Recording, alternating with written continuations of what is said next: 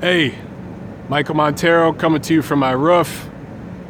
Remember back in early August when I made that video about Andre Ward not being a part of that press conference here in Los Angeles that Main Events put on as they were trying to announce pre-sale tickets going on the market for their big Kovalev-Ward matchup? Remember all the shit I took for posting that video from some of you haters out there, from some of you Ward pom-pom wavers? Remember how I said that it would have been smart for Andre Ward to show up to an event like that, and that his side, mainly Rock Nation, didn't know what the hell they were doing? Well, now we know that Kovalev-Ward, the pay-per-view, did about 160,000 buys. I'll just do some quick math for you guys. At about $70 a pop, that's about $11 million, a little over $11 million. You whack that in half for the cable provider, now you're talking about $5.5 million. You whack that in half between the two promoters, you're talking about 2.7, 2.8 million each.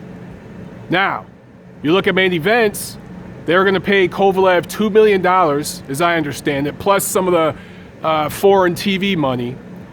Main Events probably gonna make a little bit of money on this. Not a lot, they're not getting rich, but they're probably gonna make a little bit of money. They're at least gonna break even.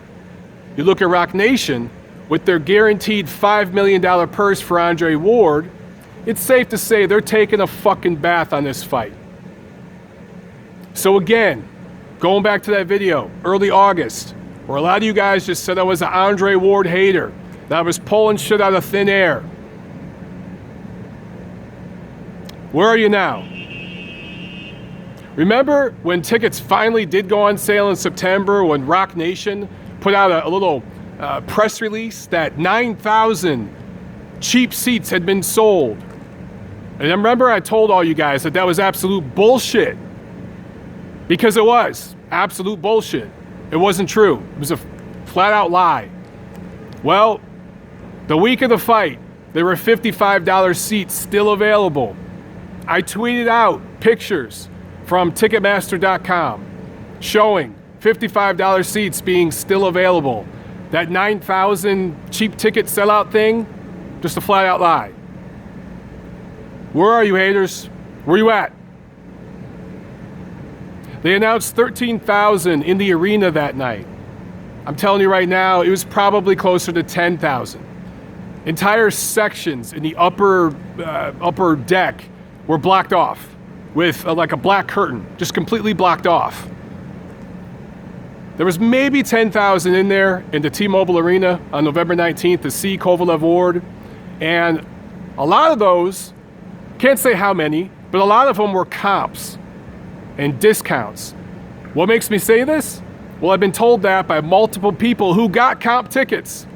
And I actually sat with a group of friends of mine who flew in from Detroit with comp tickets in the first row of the lower deck. I'm talking $1,000 seats, comped.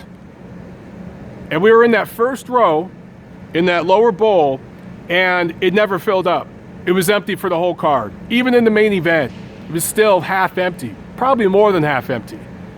So I went from hanging out with my friends in that front row to going down to my seat on press row, in between the fights and stuff like that. So again, it matters. You have to promote the fight. You can't just put on fights and think people are gonna show up. Y'all wanna be mad at some of these fighters coming over here to America from different parts of the world and making noise here because they're actually promoting their events. I see them doing it. They're doing the hard work. They're doing the heavy lifting. They're not just showing up on fight night for a guaranteed purse and bouncing out. They're not being businessmen only. They're being fighters. Fan-friendly fighters. That's it. I'm out.